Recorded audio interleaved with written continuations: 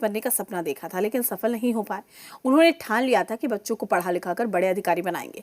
आज उनका बेटा और बहू दोनों बिहार में डीआईजी हैं, तो एक बेटी एसडीएम है। अनिल कुमार ने किताब की दुकान चलाकर बच्चों की परवरिश की और आज 64 साल की उम्र में भी उतनी ही शिद्दत से अपनी दुकान चला रहे हैं। जी मीडिया संवाददाता ने अनिल कुमार से खास बातचीत की। पटना के अनिल कुमार कभी आईएएस बनने का सपना देख रहे थे, लेकिन उनका सपना पूरा नहीं हुआ और उसके बाद उन्होंने किताब की दुकान चलाकर अपने बेटे को आईपीएस बनाया और उनके परिवार में आईपीएस और बीपीएससी अधिकारी भी हैं। अनिल कुमार से हम बातचीत करेंगे और इनकी सक्सेस स्टोरी जानेंगे कि किस तरीके से शुरुआत हुई। सर, सबसे पहले तो आपका स्वागत है। किताब की दुकान आप चलाते हैं, तो किस तरीके से इस जर्नी की शुरुआत हुई? मेरी जर्नी की शुरुआत हुई थी 1986 से। सैदपुर हॉस्टल के निकट मेरी दुकान खुली थी। वहीं क्या से बनना चाहते थे? हम तो अपना सोचते कि हम बीपीएससी कर जाएं या यूपीएससी कर जाएं, पीटी वगैरह दिए थे एग्जाम। उसके बाद फिर अभाव हुआ पैसा का, तो फिर दुकान खोल लिए वहीं पर।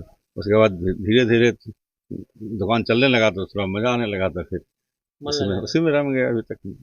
अभी आपके परिवार में कितने आईपीएस और बीपीएससी अधिकारी? 2 आईपीएस हैं, एक बीपीएससी में बेटी है, हाँ, और दामाद भी एलाइड सर्विस में यूपीएससी के थ्रू हैं।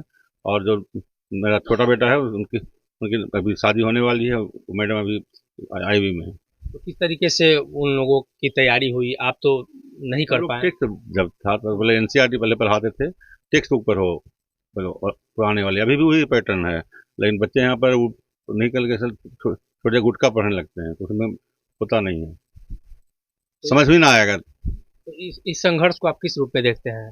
संघर्ष करना चाहिए बच्चों को। हम भी तो हम बच्चों को ही बताते हैं। जो मेरा दिल्ली में दुकान, बहुत बड़ा दुकान है, तो बोलते हैं कि पहले सीट है 1000, फॉर्म भरा जाता है 5 लाख, लेकिन किसी 1000 बच्चे का होता है। हम ही किताब बेचे, बाल बच्चा को पढ़ाए तो हुआ ना।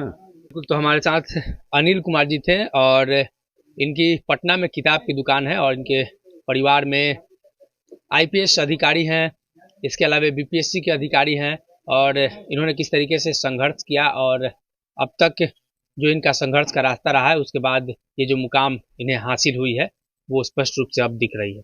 सनी कुमार, जी मीडिया, पटना। फिलहाल रुकते हैं छोटे से ब्रेक के लिए।